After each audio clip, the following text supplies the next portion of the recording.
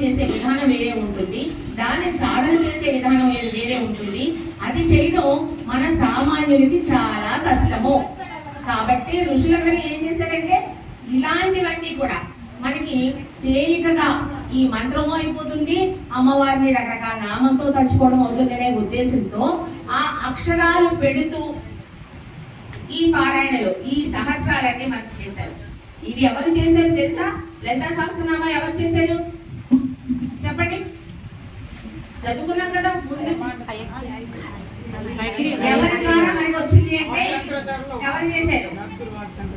ఎవరు చెప్పాలి? మన ముందు ఇంకా ఇంకా రాసి చెప్పింది ఎవరు? అగస్త్యుడు. అగస్త్యుడు అడిగాడు, హయగ్రీవుడు చెప్పాడు. కానీ ఎలా వచ్చింది స్తోత్రం మనకు?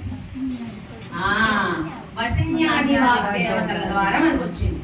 ఈ వసిన్యాది వాగ్దేవతలకి అమ్మవారు తన గురించి అందరికీ కూడా తెలుసుకునేలాగా ఆ చల్లని తల్లి మన తల్లులందరికీ కూడాను విషయాన్ని వివరించడం కోసం, జగద్విఖ్యాతం కావించడం కోసము వసిన్యాది దేవతలకి ఆజ్ఞాపిస్తే ఆ వసిన్యాది దేవతలందరి ద్వారా మనకి ఇది అమ్మవారిది మొట్టమొదట మణిద్వీపంలో శ్రీనగరంలో అమ్మవారు రాజరాజేశ్వరిగా సింహాసనం మీద కామేశ్వర సహిత కూర్చున్నప్పుడు అక్కడ మొట్టమొదటిసారిగా కొన్ని కోట్ల మంది దేవతలందరూ కొలువై ఉంటుండగా మొట్టమొదటిసారిగా మణిద్వీపంలో ఇది చదవడం జరిగింది. వసిన్యాది దేవతలు.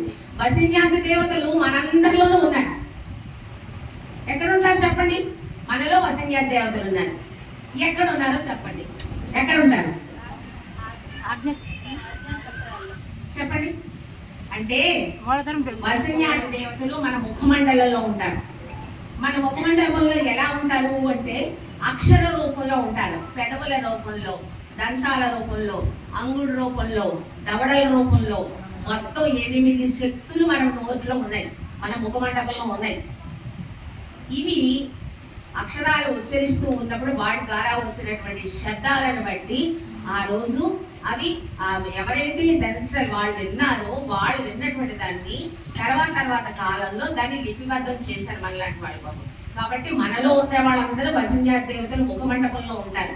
అమ్మవారి యొక్క శరీరాన్ని అంతటినీ 3 భాగాలుగా వర్ణిస్తే వాగ్భవ కూటము, కామకూటము, శక్తి కూటము.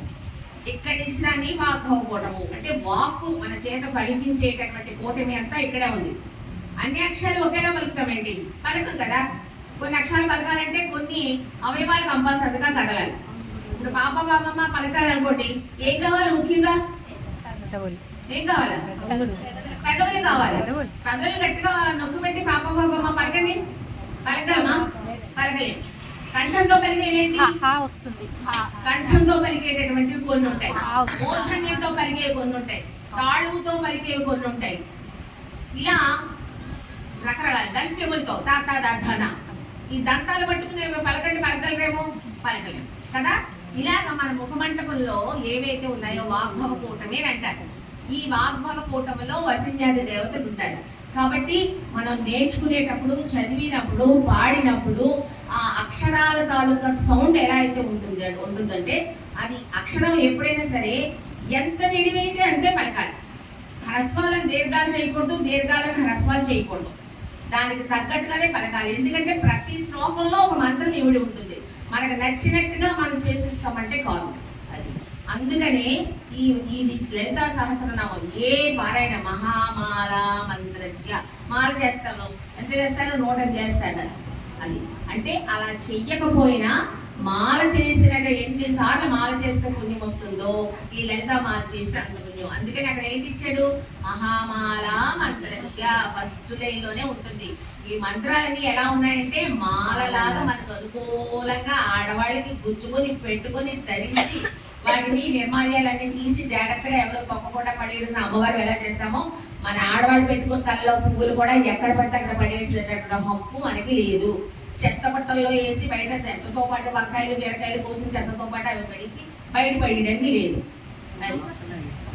కంపోస్ట్ చేసుకోండి, మొక్కల్లో పెట్టేయండి. పచ్చడిగా ఉన్న మొక్కల్లో పెట్టేసి అక్కడ కొంచెం నీళ్లు పోసేస్తే అది కంపోస్ట్ అయిపోతుంది. అంతే తప్ప అది అలా చేయడానికి లేదనమాట. అలాగా ఎక్కడైనా సరే ఏదైనా ఒక విశేషం ఉందనుకోండి, ఆ విశేషం కోసం చెప్పుకుంటే అమ్మవారిని తలుచుకున్నట్లు అవుతుంది. అమ్మవారికి మొత్తం 8 చేతులు, కొన్ని చోట్ల దశాకృతి 10 చేతులు కూడా వచ్చినట్టున్నాయి లలిత శాస్త్రంలో. అంటే ఇప్పుడు చెప్పుకోవడం ఏంటి అంటే వారాహి అమ్మవారు అంటే ఒకప్పుడు మనకి కాశీ పట్టణంలో ఉండేటటువంటి వారాహి మాత గురించే తెలిసేది. అది కూడా ఎప్పుడు ఒక 20 సంవత్సరాల క్రితం ఆ పట్టణానికి అమ్మవారు అధినాయిక అంటే రాత్రి పూట సంచరిస్తూ ప్రజల్ని కాపలా కాస్తూ ఉంటుంది. అది కాశీ పట్టణానికి రక్షణ కల్పించేటటువంటి ఆవిడ. అక్కడికి వెళ్ళాలంటే మనం ఎప్పుడైనా కాశీ వెళ్తే ఏం చేస్తాము, తెల్లవారుజాము నుంచి 8:30 లోపే అక్కడ కూడా అమ్మవారిని ఎలా దర్శించడానికి అవుతుంది, 2 రంధ్రాల్లో వచ్చి, ఒక రంధ్రంలోంచి చూస్తే కాళ్ళు కనిపిస్తాయి, ఒక రంధ్రంలో చూస్తే తల కనిపిస్తుంది. అలా 2 చూసినాము. మనకి అక్కడ కంగారు ఎక్కువైపోతుంది. వాళ్ళు ఏంటంటే జనం చాలా ఎక్కువ మంది ఉంటారు, టైం చాలా తక్కువ కాబట్టి అయితే కాళ్ళు లేకపోతే శిరస్సు చూసి వస్తాం. సాధ్యమైనంత వరకు అందరికీ కూడా పాద దర్శనం అయితే అమ్మ చూసినట్టే లెక్క కదా. కాబట్టి ఆ కాశీ క్షేత్రంలో అప్పుడే తెలిసేది మనకి.